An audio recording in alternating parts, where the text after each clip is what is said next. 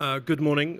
Welcome to this press Q&A session. Thank you for joining us. Media in the room and social media influencers in the room, but also people who have joined internationally. This is going to be a Q&A with will.i.am, who is our new Goodwill Ambassador at the AI Skills Coalition. And we also have Fred Werner, who is the co-founder of AI for Good and our Chief of Strategic Engagement. I'm going to hand over in a moment to Fred just to do a quick introduction. Then we're going to go straight into a Q&A with will.i.am. We do have a member of staff with a microphone, so if you could speak your question into the microphone, then everyone can hear, and just state your name and your affiliation when you do that. I can't see if will.i.am has joined yet, but I'm sure that when he does, we'll see his face up there. So I'm wondering if now is a good time to hand over to Fred just to do an introduction. Thanks, Fred. Yeah, thanks, Chris, for the kind introduction. And good morning, everyone, and thank you all for being here. We're on day 4 of the AI for Good Global Summit. Last night we passed 18,000 registrations, translating into about 10,000 people in the venue, which I think is a true testament to the importance of AI for Good, and more importantly, the issue of AI skills. So it's a true pleasure to welcome you to this Q&A on the AI Skills Coalition, a global multi-stakeholder initiative convened by the ITU, the UN Agency for Digital Technologies, to democratize access to AI skills and upskilling for all.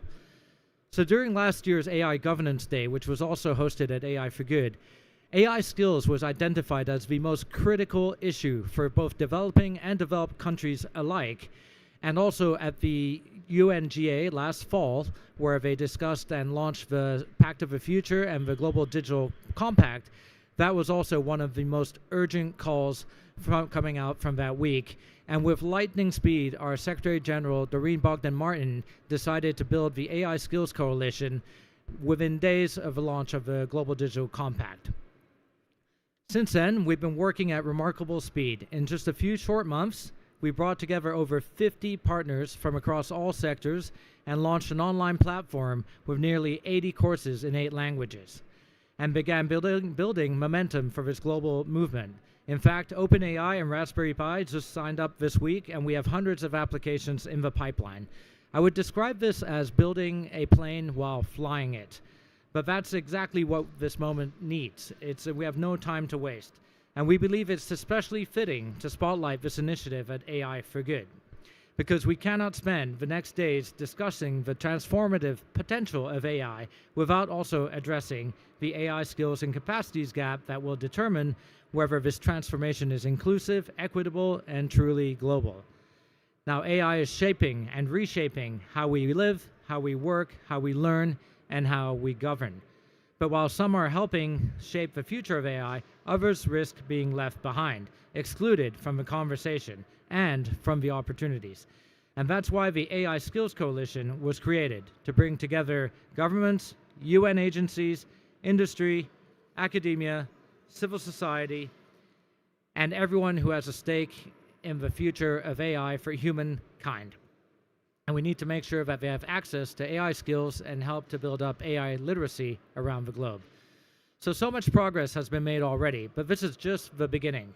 Now's the time to scale up. We need to actually use the airplane that we're building and to raise global awareness and to build a future where no one is left behind from the AI revolution.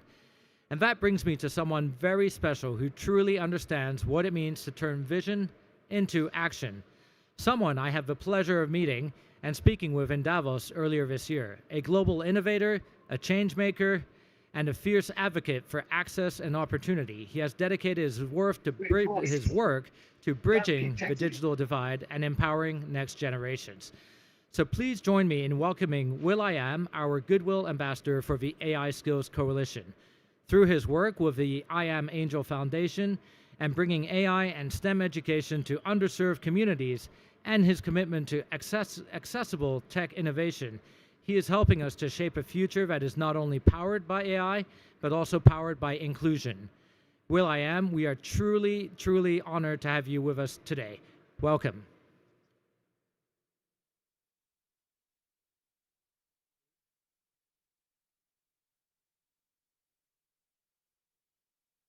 So I think we have a connection issue, but there he is. Oh, now I'm back. Sorry. Hi, Will. Welcome. I will.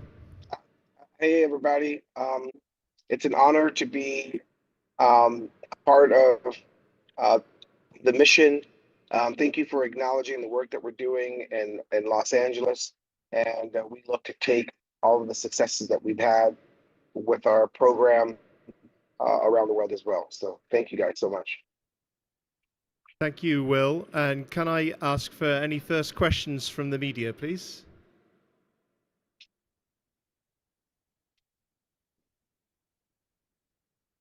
Ian. This is Ian from Digital Talk. Yeah, hi Will, how are you? Hello, Ian. We met a few years ago, but you won't remember it as you meet so many people, but it was a great pleasure. Now my wife's sitting next to me, which is great. So I said to her, you would have been pleased to have met you at the time. But the question I want to ask you is, what's motivated you to join this mission? Well, as the world gets more and more technically advanced, kids that come from communities that I come from are usually not always left behind. It's the reason why I started my program back in 2008, and with the likes of new agents sprouting from mega companies, just sending kids to college isn't enough, because when they graduate college, if they're taking finance or law for their point of interest, they're not just going to be competing with humans. Inner city kids competing with kids from well-off neighborhoods. That was a hurdle for inner city folks, because the investment was low for their education to go out there and compete in the workforce. Now they're going to be competing against agents, and so joining this front will allow not only to educate people as to why they need to, engulf in this field. They need to prepare and they need to compete. And so I represent the underserved. I represent the inner city, and the work that I've been doing. This is going to help, scale the work that we've been doing in Los Angeles. We started with 65 kids. Now we have, over 14,000 students, and I want to scale to other communities outside of Los Angeles. All right, thank you. Thanks very much. Any more questions from the floor? Natalie, hi. Hi, thank you very much for this press conference today.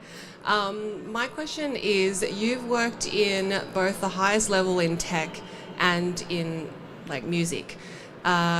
Just curious, what would you think tech creators or tech entrepreneurs should know from the creative side of things that is often overlooked? When it comes to AI, or just creativity in general? Yeah, AI and tech in general. What could we learn from creative artists like you, and how those two worlds can come together? Usually when people are deploying tech products to communities such as the world of music is rarely in the stew of it. They're not at the clay level. They're not in the molding level. We're always after, and then we have to tell them how to tweak it to suit our needs afterwards. Or, for example, the Kurzweil, right? Ray Kurzweil is an amazing futurist, amazing engineer, amazing technocrat. We know the world of Kurzweil. People like myself learned to make music because of Kurzweil's keyboard, which was like a sampler computer keyboard back in the early, end of the 1900s. Up until Stevie Wonder's and Quincy Jones and Herbie Hancock's collaboration with, keyboard makers, they added the bend wheel or the note bender, because when they made the synthesizer, they didn't have the note bend on it. So the world of creativity and technology enhanced the tools that we have today. The world of technology and creativity took the Roland 808 and a whole new genre of music was made called hip hop because of technology. When they made these samplers, when they made these computer music making machines, they didn't think of starting genres like hip hop. Artists said, I like this tool. Let me take this turntable and scratch on it. They didn't think that people were going to scratch the record. As simple as that may sound, you're like, I don't understand what scratching a record has to do with technology, creativity, innovation. A whole genre of music spawned. And this particular genre of music called hip hop, engulfed the planet more than any other contemporary form of music. Hip hop. And hip hop is without technology, hip hop would not be. So I am a student and a participant of this genre. And it's no wonder why between hip hop, jazz fusion, soul, and funk, funk means transmission in German. Funk is a technical music. It uses synthesizers and moves before when folks were just using classical instruments. Musicians were using classical instruments.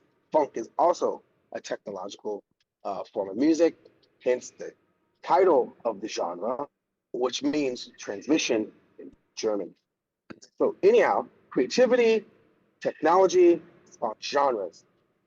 Right now, creatives need to take this new, ideation to materialization tool called AI and imagine new genres, new industries. Don't just use AI to mimic what we did yesterday. Use AI to take ideas that have not been materialized yet. And with that, you're going to see new industries spawn, new genres spawn, new ways of creativity. Just don't use AI to make films. Use AI to tell new types of stories. Not just the way that Hollywood made stories. Hollywood would not be Hollywood if it wasn't for the technology of the time. Disney was technology of the time. So now you're supposed to think of the new Disneys, the new, the new. You got to bring the new now, not just use AI to do the old. Cool. Thank you. Thanks very much. Any more questions? Tony, over here. Well, my name is Tony. I'm from Kenya, and my question is going to be Africa-centric because I know you have some conversations with people down in my continent, specifically when it comes to building out AI factories. I want to hear your thoughts on two fronts. The first one is, now that you've done the work that you've done in Atlanta for the folks that are disenfranchised when it comes to technology, what is it like right now thinking through that on a larger scale, including folks on our continent? But the second one is also, now that you've spoken to creativity, markets predict that Africa is going to be at a $25 to $29 billion market for creativity because of agentic AI. Thoughts on that? Just want to hear what that looks like in terms of our own storytelling. A lot of the world's narrative of the continent has come from Hollywood and has, except many say Black Panther, always been a negative perspective of the continent. Would love to hear your thoughts on what creativity could do for that narrative change. So there's a company called Cassava. And the person who started Cassava is a guy by the name of Stride. He's from Zimbabwe. Amazing entrepreneur.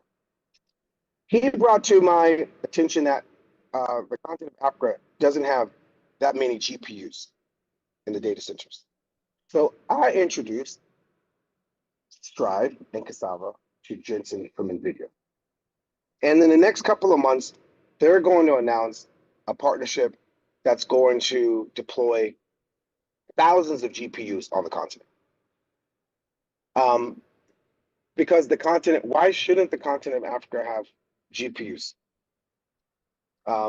And Cassava and NVIDIA are going to do wonderful work there for the creative community, for agriculture, for education. It's going to be awesome. And I look forward on collaborating with this partnership. It was just amazing that they didn't know each other. And so to make connections like that, I'm proud of that connection. I'm proud to have played some role into bringing, GPUs to the continent. And so I want to continue to connect dots that aren't connected, and solve problems via networking or investing. So what this cluster of GPUs is going to come, new startups that are most likely going to utilize these clusters to train models, to build companies. And I like to, invest in those companies that benefit from this collaboration. It's going to be an awesome time. Thank you. We have a question actually from Fred here on my right. So as he does that, could the mic go to the next person who wants to ask a question, and Fred will ask first. Hello, Will. Great to see you again. So Hey, Fred. Hi. So my question, it's more closely related to the Skills Coalition. I was talking to many of the partners this morning who are partners of the Skills Coalition, and they say the challenge with online courses and trainings in general is that a lot of people sign up, they start, but they also don't complete the courses, and there's a missed opportunity. So what, in your view, are some creative ways to get people to learn about AI? And this may be a bit of a leading question because of our mutual interest in robotics. So, but just if you can frame it around how can we think out of the box to get kids, adults, senior citizens, everyone in between to learn about AI without necessarily, going through an online course? That's a thanks for bringing up that hurdle. We see that at with the work that we do in the inner city as well, I Am Angel. But it's not just online. It's also, in real life. People go to college and don't finish. But it's even more so online. And I think that's just because this device right here is also the biggest distraction tool, which brings an opportunity for entrepreneurs to create software that'll help people stay focused while learning online. So whatever problem enters an opportunity. So this phone right here is designed to keep you distracted. It's designed, at least the algorithms in social media, is designed for dopamine release. And so if you're going to that same device for focus, there isn't that much software aimed for focus as much as it is for distractions.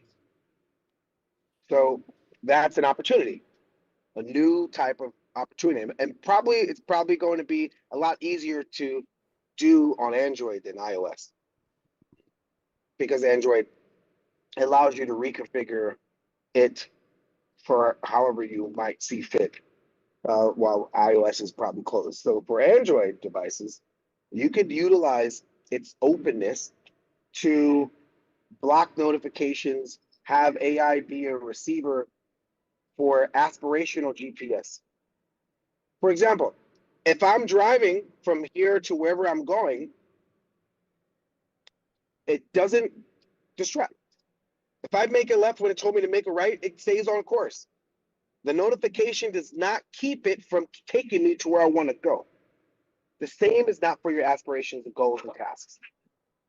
So if GPS could do it so well, why can't tasks and goals be the same? That means that product doesn't exist yet.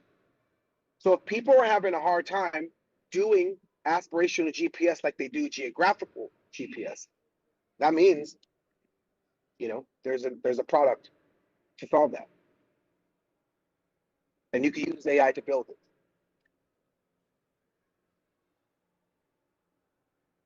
Thank you. Do we have any more questions from the floor? Ian again.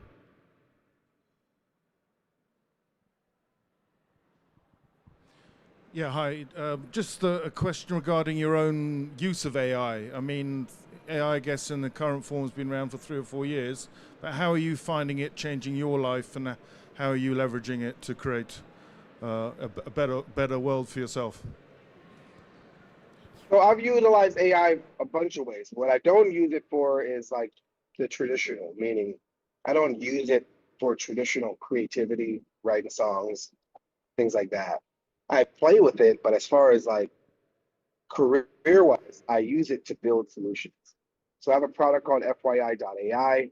We build solutions like Sound Drive, which is deployed in Mercedes vehicles, that takes all the sensor data from the car and allows the driver to reimagine and remake music just simply by driving.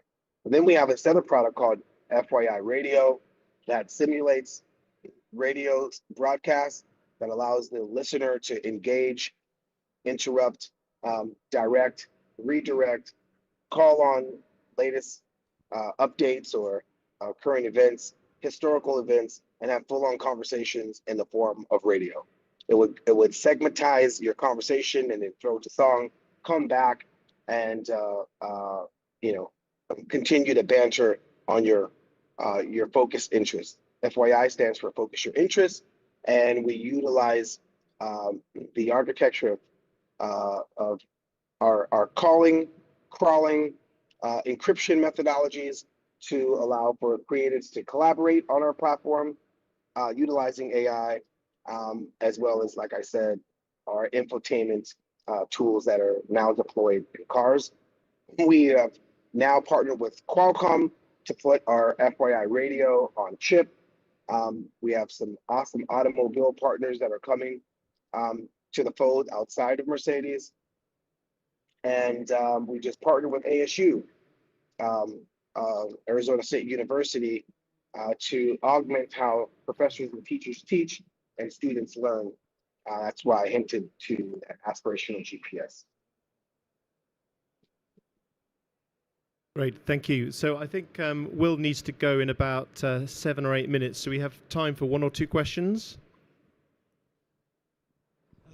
Hello, Will. My name is Joe Lucas. I'm working with local newspapers here in Geneva and around.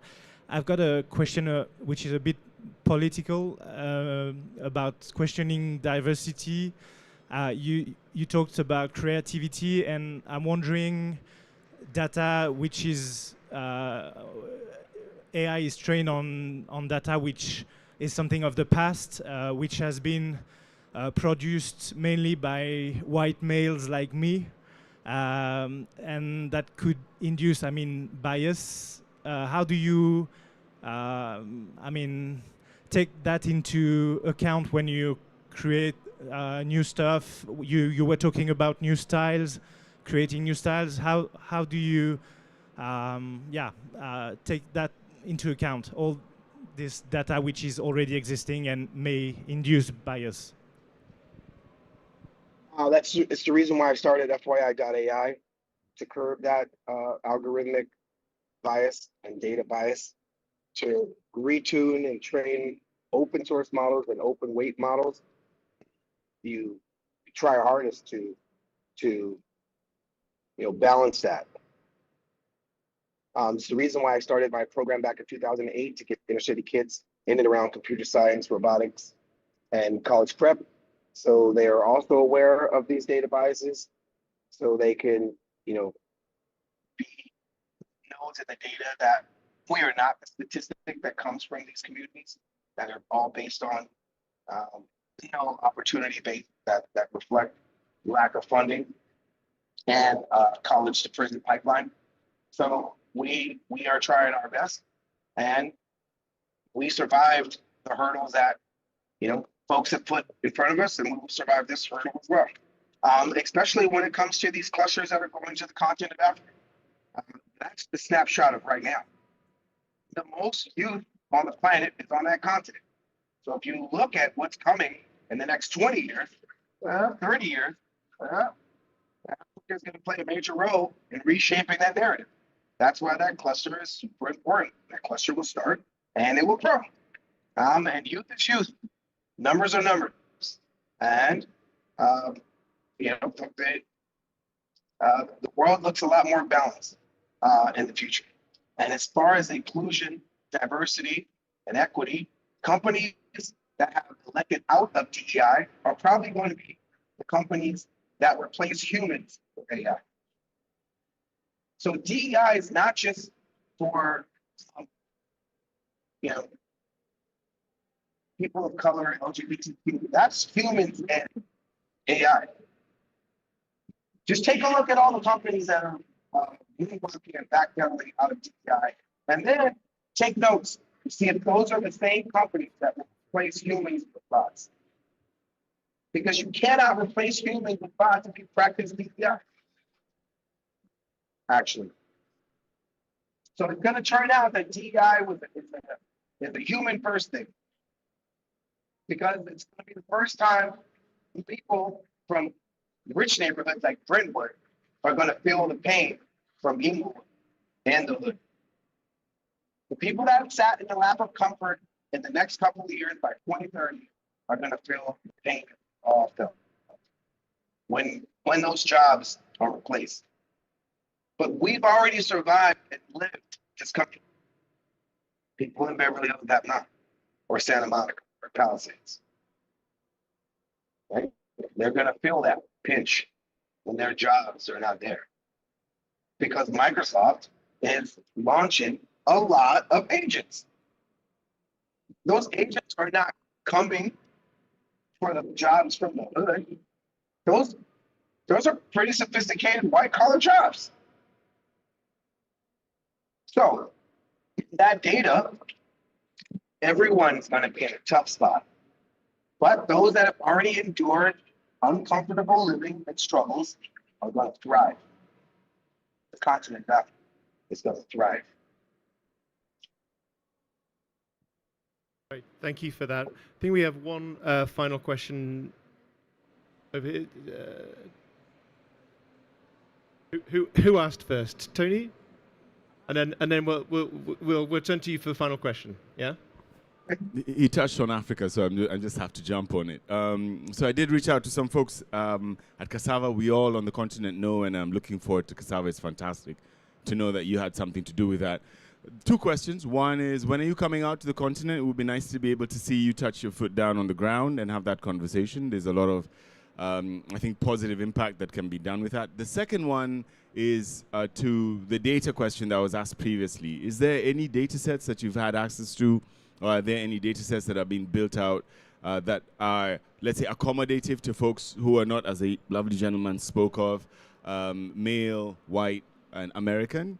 And are those accessible on an open platform that other folks can be able to use? What is the question again?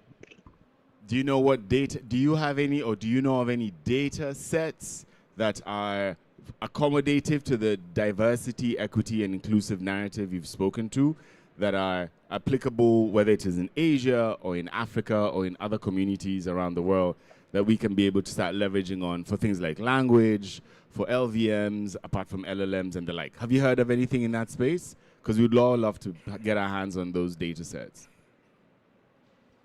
No, not offhand.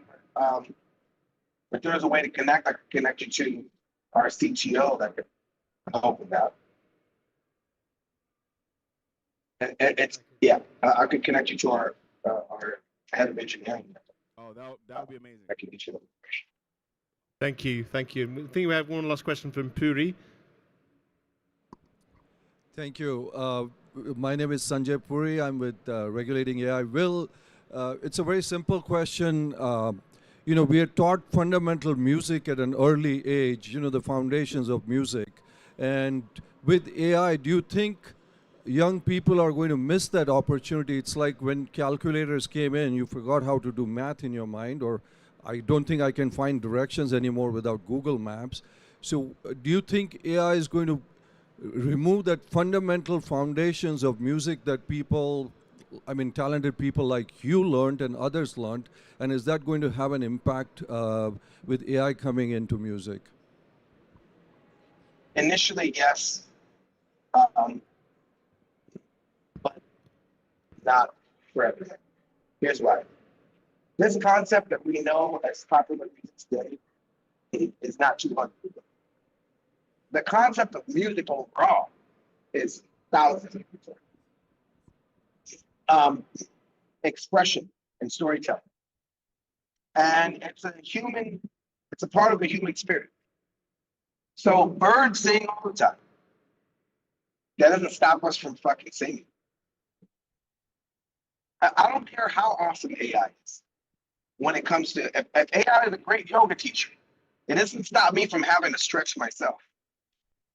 That's one thing that we creativity and the need to express is therapeutic. Who cares if Prince is a better musician than I am? Who cares if Whitney Houston sang better? That didn't stop me from wanting to do music because they were great. So who cares if AI is great? I don't give a fuck. I have to sing myself. And people are going to feel that way. Punk rock is not logical, it's emotional. And that's one thing AI is not. It doesn't have emotions. And we sing emotionally. We sing from our spirit, our souls. And yes, AI is going to make great songs. But you like to watch Lewis Hamilton race other humans. You don't see Lewis Hamilton racing a fucking drone. Who wants to see that? You want to see humans competing against humans. And yes, somebody's going to make a sport where humans compete against robots. That's going to be a cool sport. That doesn't take away human and human. We haven't even used our full potential of our minds yet. And I hope that AI catapults us to of our minds. We use the capacity that we use and we created AI. We are going to catapult to a human 5.0, 8.0. An infinite human being is on its way naturally, not through a chip. It's what every scripture has told us about. It's what every religion is based on. For right now, we praise Christ because he's christened. There's no teachings of how we become Christ-like. There's no teaching spiritual growth. When are we going to have spiritual growth? So great. AI is logical. It can reason. It ain't fucking spiritual. And if this is going to push us to be advanced spiritually, then fucking bring it. This concept of like, who's going to kill it? Fuck out of here, bro. We are creative. We are spiritual. We need to be more humane with one another. It's going to be a great time. And it's not going to cripple or stifle true creativity. That's not going anywhere. Sorry for cursing. I'm just passionate about the human spirit. And when we are empathetic with one another and we love, connect, collaborate, and truly see our differences, celebrate our differences. And AI is going to help us do that at a higher level, then bring it. Anything that's going to advance the human connection naturally. Right, thank you very much. I'm realizing you have to leave, Will, so I think we should draw it to a close now. Are there any parting words you want to say, Will, before you get to where you're going? Yes. So, this AI for good. I love this mission. I hope it brings about an AI constitution so that folks that are working in AI sign it. So you know which companies are actually aligned with true human, fundamentals, safety, people over profit, not profit over people. I hope this brings about better data practices. Because AI is going to be bad because we never fix data practices that lurk and muddy up what was supposed to be a great social experience, but ended up being a social experiment called social media that I can't say we executed the best way human possible. Let's try our hardest to not repeat the tripwires that social media has brought about as far as data practices, where privacy, civil liberties, little things like that. AI cannot repeat that. AI, we need regulations, just basic things like making sure that folks that are deploying systems have human interest at heart. It's like I'm about to get on an airplane. The person that's flying me to where I'm going has a license. If I was going to take a helicopter, that person operating that vehicle has a license. The people operating AI, including me and myself, I'm not licensed. No one's licensed. It's kind of crazy, actually.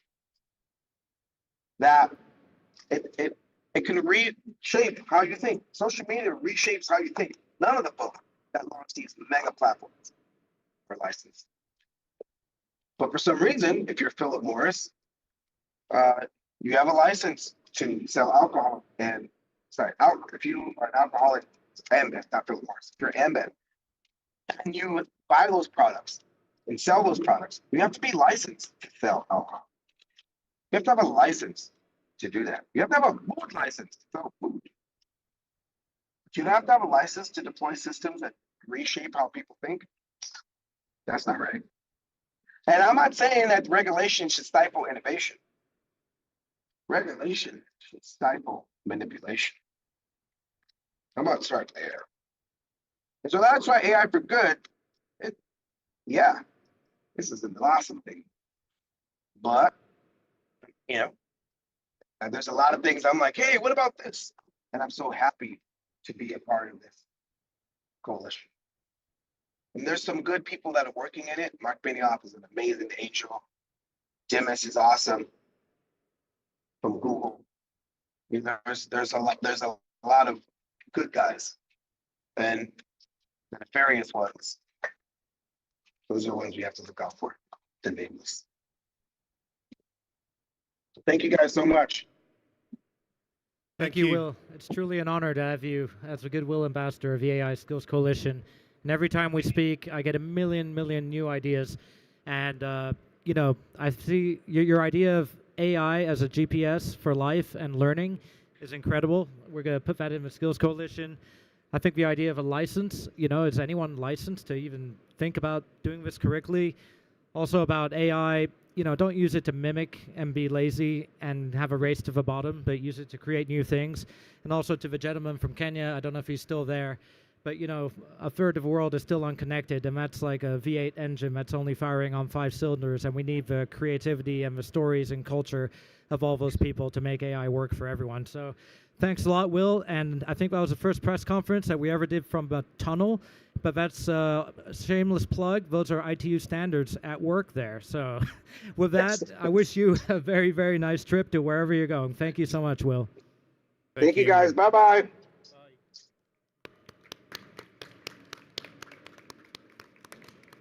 Well, thank you, everyone, for your questions. I know, Fred, you want to do a quick wrap-up, and then is there any more questions for Fred, and then we can finish. And any questions for Fred? Ian? Yeah, hi, Fred. I'm also, and I wasn't able to obviously bring in the question, but I think it's a relevant point, is that one of the constraints around learning is language. And for I understand from other conferences I've been involved with, GSMA, they mentioned that I think there are only 7 languages which are going to be properly supported through large language models for languages.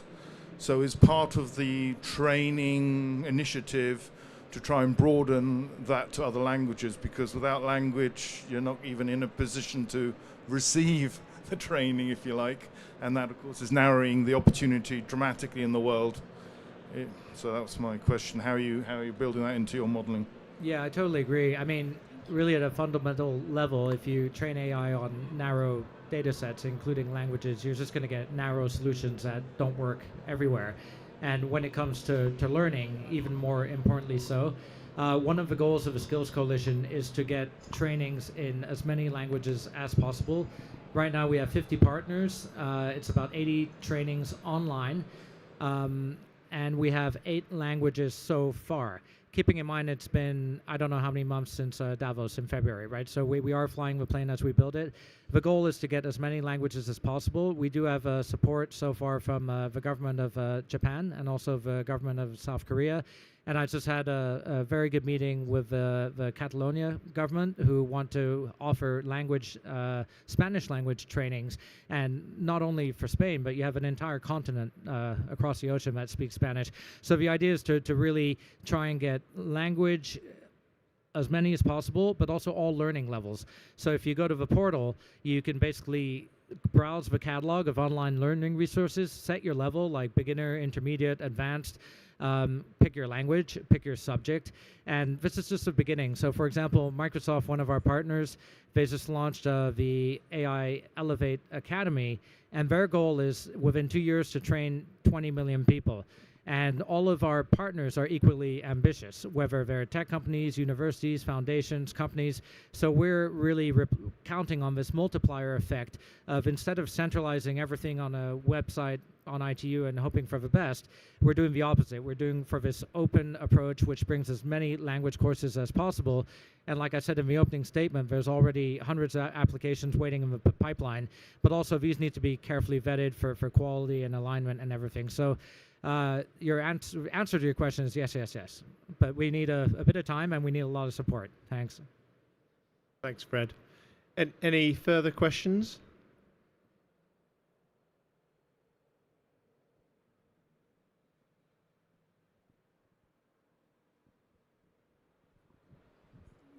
The question is still not quite clear in my mind, but I'll try anyhow. Here we have discussed mostly music and AI, but here we also have WISIS, which is about management of information and flow of information. One of you asked the question, will AI kill the prime source of musical inspiration, which are the songs we hear from our parents as children? That's what I think I heard. I have very bad hearing. And so I have been thinking, how do you archive music? By gender, by date, by author, etc. This is a question which I think most musicians are not concerned with, because they live in their own community and reproduce to some extent. Rappers play rap and jazzmen play, etc. But with the continuous flow of information, it might be a relevant question. If I suddenly decide I want to be the new genius of the music hall in 10 years, I will start studying the different various genre of music, and where are the source of inspiration. Quite often with great composers, we don't know. They surely took a lot from folk music, but they will never confess that. So what do you have to say about the new dimension of archiving music, comparing music, getting inspiration from music with the new tools of, let's say, managing heritage, cultural heritage? Sorry for the confusion of my question. No, that's an excellent question. I don't know if you saw the first day of the summit, but we had a panel at the end of the day called For the Record. And we actually had on the panel Don Was, the producer of Rolling Stones and Bob Dylan, but he also has his own record company. We have the CEO of Deezer, one of the biggest streaming platforms in the world, and executives from Universal Music. And they actually showcased an example of how there was an old Beatles recording that was basically destroyed. For many decades, they could do nothing with it. But then with using AI and the restorative technology of AI, they were able to restore John Lennon's voice and create a new song, which actually received a Grammy Award. And I think that's a good case of AI for good. When it comes to music as a whole, when we did the 2019 summit, we actually had a whole AI for art, basically performance program. And at the time, I didn't think we realized the significance. So this was pre-ChatGPT, pre-generative AI. It was 2019. And then we had artists who arguably would be the first to be replaced by AI. We had a drummer who could be replaced by drum machines. We had singers, we had poets, we had sculptors. But they were demonstrating how they were using AI to push the limits of their creativity and human performance to create new art forms, which honestly blew my mind. I didn't even know this was possible. And that's exactly what Will was saying. If you have a tool and you use it to be quick, efficient, and lazy, you're not going to create anything new. We don't need 1,000 new blues songs. I mean, if you're a bluesman, great. But he was saying use the tool to try and break a new boundary and create something that does not yet exist. And I think that's super important to bring that narrative to the AI for Good dialogue, because when we did that in 2019, we saw that the next 2 days after the people saw that performance, they were thinking about AI differently. They were thinking, well, if a drummer could be replaced, then he can do this, or if a dancer can be, or a poet, or they were thinking, well, what does that mean for my job? What does it mean for my future, my family, my company? What do I value? But it also, I think, inspired people to think out of the box and create new things. So I think you always have a dual nature of technology. In one case, we had a very good example of AI to restore a lost Beatles tape that up until last year was unusable for decades. Now it's usable. They're also using AI to complete lost classical pieces where maybe there's some classical music and a piece of the paper was ripped off, and then using predictive algorithms, it completed the song. Is it correct or not? They're not alive anymore. We don't know. But the creativity part, I think, is important, and it shouldn't be a race to the bottom, but a race to the top. And to Will's example, when these new tools came in the 80s, no one knew hip-hop would be there. But here it is, and now it's one of the major art forms. I think the other part of your question not only applies to music, but to digital content as a whole. Digital content corrupts, just like paper, just like anything else, in a different way. Specifications change, hard drives get lost, the cloud changes, and all of a sudden something you could read from 20 years ago is unreadable. I think that's a real issue, and I think that's something for engineers. I think they're working on that. And so I hope that answers your question from 3 different aspects. One is the opportunity for restoration, for example. One is the creativity part, but then also that broader issue, which I think is not unique to music, but all content, whether it's a PDF or a database or a photograph. And that's, I'm glad you raised that. Thank you. Thank you for that. And thank you all for joining. I think we'll end there. Enjoy the rest of the event. Thank you. Bye-bye.